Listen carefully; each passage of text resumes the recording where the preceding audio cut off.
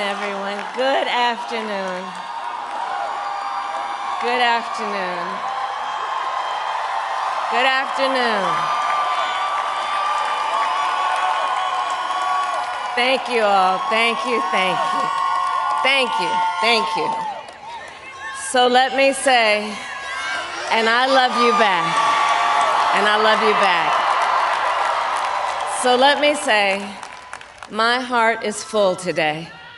My heart is full today, full of gratitude for the trust you have placed in me, full of love for our country, and full of resolve. The outcome of this election is not what we wanted, not what we fought for, not what we voted for, but hear me when I say, the light of America's promise will always burn bright. As long as we never give up, and as long as we keep fighting.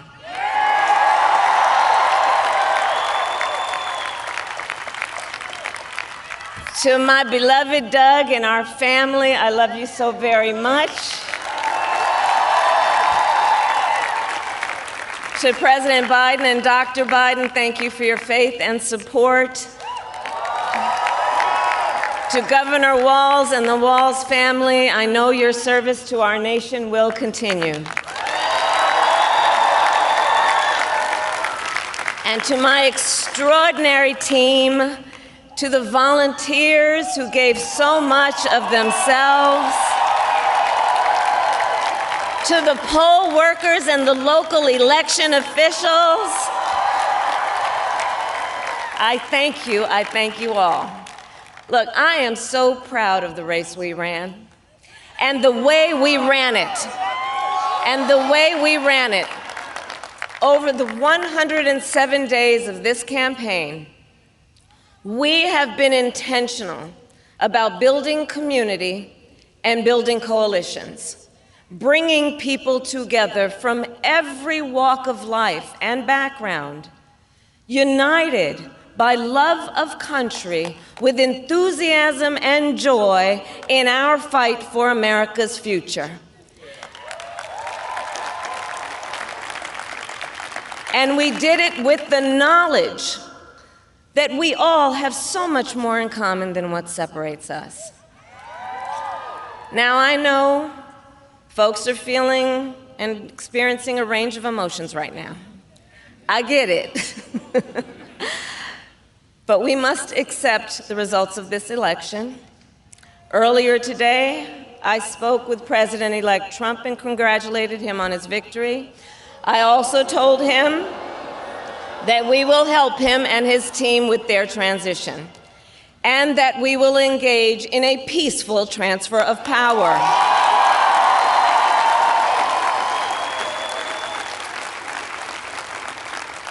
A fundamental principle of American democracy is that when we lose an election, we accept the results. That principle, as much as any other, distinguishes democracy from monarchy or tyranny. And anyone who seeks the public trust must honor it. At the same time, in our nation, we owe loyalty not to a president or a party, but to the Constitution of the United States.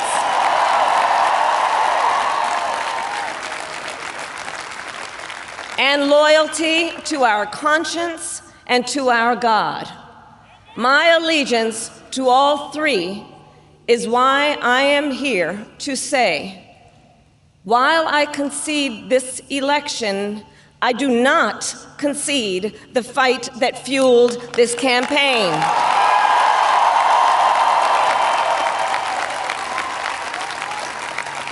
The fight for freedom, for opportunity, for fairness, and the dignity of all people. A fight for the ideals at the heart of our nation, the ideals that reflect America at our best. That is a fight I will never give up.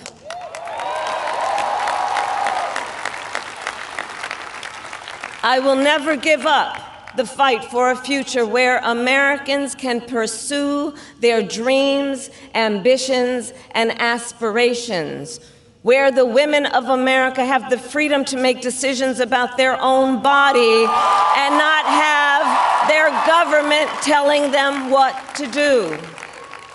We will never give up the fight to protect our schools and our streets from gun violence. And America, we will never give up the fight for our democracy, for the rule of law, for equal justice, and for the sacred idea that every one of us, no matter who we are or where we start out, has certain fundamental rights and freedoms that must be respected and upheld.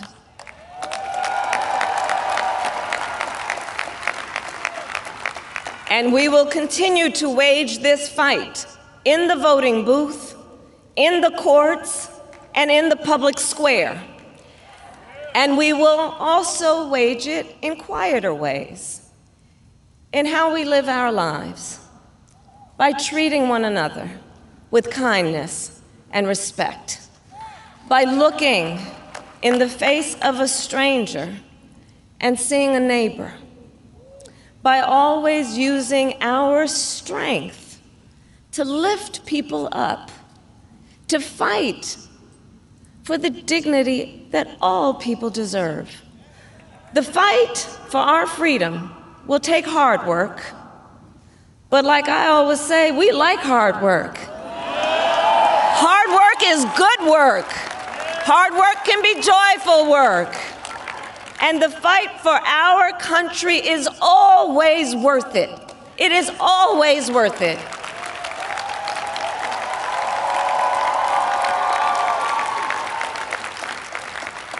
To the young people who are watching, it is, I love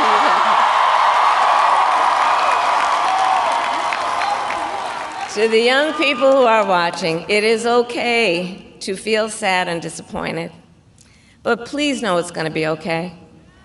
On the campaign, I would often say, when we fight, we win. But here's the thing.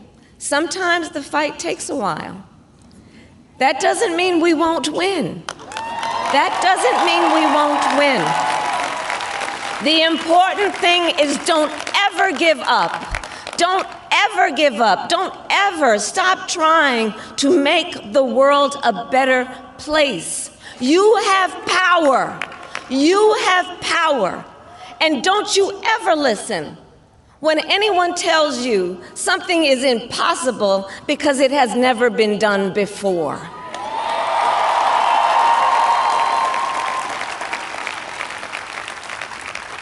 You have the capacity to do extraordinary good in the world. And so to everyone who is watching, do not despair. This is not a time to throw up our hands. This is a time to roll up our sleeves.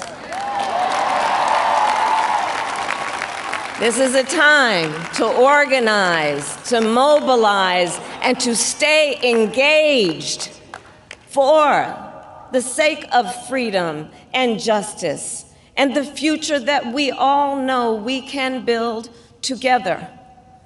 Look, many of you know I started out as a prosecutor, and throughout my career, I saw people at some of the worst times in their lives.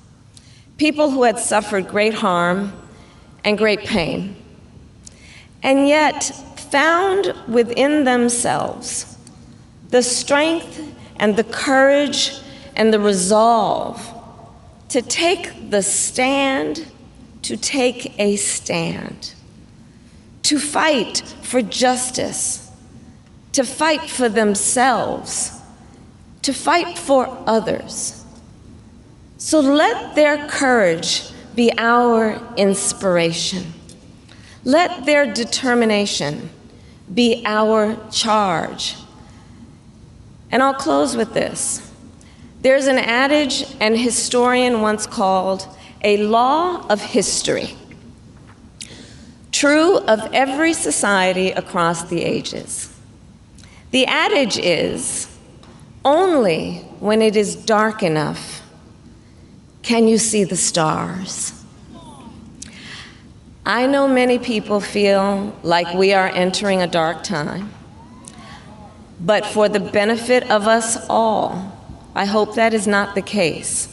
But here's the thing, America, if it is, let us fill the sky with the light of a brilliant, brilliant billion of stars. The light of optimism, of faith, of truth, and service.